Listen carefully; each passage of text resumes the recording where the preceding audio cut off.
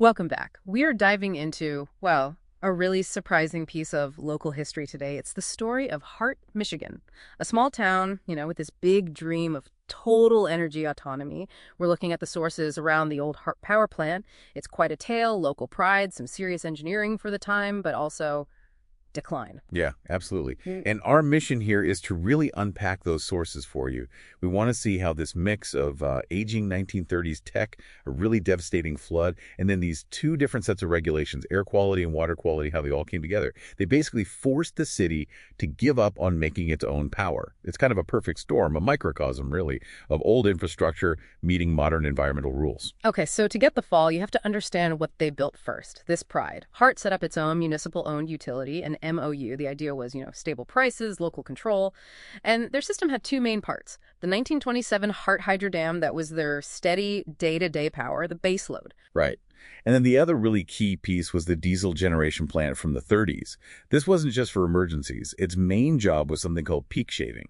Peak shaving, right. That's when electricity gets super expensive for a few hours. Exactly. Demand spikes, prices spike. Mm. So Hart could just fire up its own diesel engines during those times, avoid paying top dollar to the wider grid. Running their own plant for just those few hours saved them a ton of money. It really was about self-sufficiency. And the tech itself, it was serious stuff for the 1930s, right? Heavy-duty diesel. Oh, yeah. Built like tanks. We're talking industrial-grade machines, likely Fairbanks Morse, maybe even their opposed piston design. Super rugged, very power-dense for the space. I mean, these things were designed to run reliably for decades. That's what gave them that independence. Okay, so they had this solid system, but then things started to break down. Exactly. That stability got completely rocked. And the first big hit was physical, the 1986 Great Michigan Flood. I mean, the sources describe extreme rain, the Hart Dam actually failing. Yeah, it was catastrophic. Hart Lake basically emptied. The economic damage across the region was estimated at over $500 million. $500 million. For a small town's utility, that must have been financially crippling. Absolutely. Yeah. A shock like that puts immense pressure on their budget for years. Any thought of major upgrades later on suddenly looks terrifyingly expensive.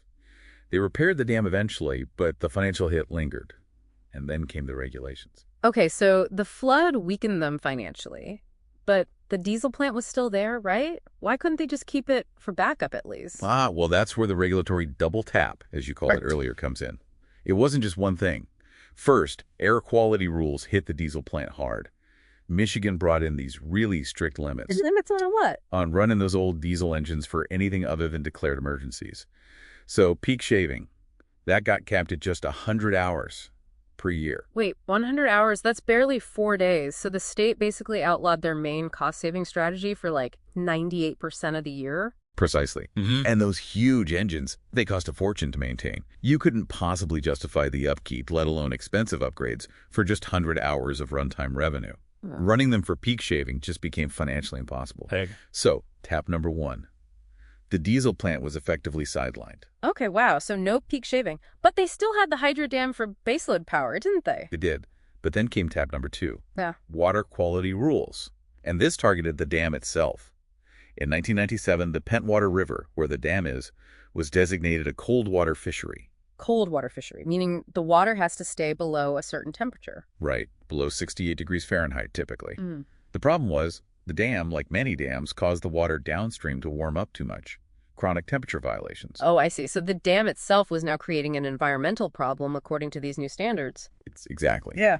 This led to a formal order in 2015, an administrative consent order, an ACO. It basically said, fix the temperature problem or face escalating fines up to $5,000 a month and potentially lose your federal permit to operate the dam, which could even mean being forced to remove it. So the dam became this huge liability too. Fix it, pay fines, or tear it down. Ouch. Yeah. The cost of compliance, whether for air or water, just completely destroyed the economics of them generating their own power anymore. Both assets were essentially finished. So faced with all that, the city, well, they had to give up. They joined the Michigan Public Power Agency, the MPTA. That's like a co-op for buying power, right? Correct. They shifted from being a generator to just being a power purchaser. Yeah. It sealed the fate of the old plant. And the physical site itself, 3 East Main Street, it's now a priority brownfield site. Meaning it needs environmental cleanup before it can be redeveloped. That's the plan. The county's Brownfield Authority got a $300,000 EPA grant, specifically to assess and clean up expected stuff like, petroleum hydrocarbons from the old machinery. The vision now is totally different. Mixed-use development apartments, retail trying to revitalize downtown. They want to capitalize on the nearby State Park Trail. It's a fundamental shift from heavy industry to more of a service and tourism economy. It's really a stark lesson when you lay it all out. A powerful example for you of how broader policy, especially environmental standards, can just overtake cherished local infrastructure. Doesn't matter how much pride is tied up in it. Absolutely. And think about this. The dam, originally the symbol of their independence, ended up creating this massive long-term regulatory headache that ultimately killed that independence. So it leaves you with a really interesting question to ponder. At what point does the cost of keeping a historical asset, even a beloved one, get outweighed by the environmental need to protect an ecosystem? Yeah. And who picks up the tab?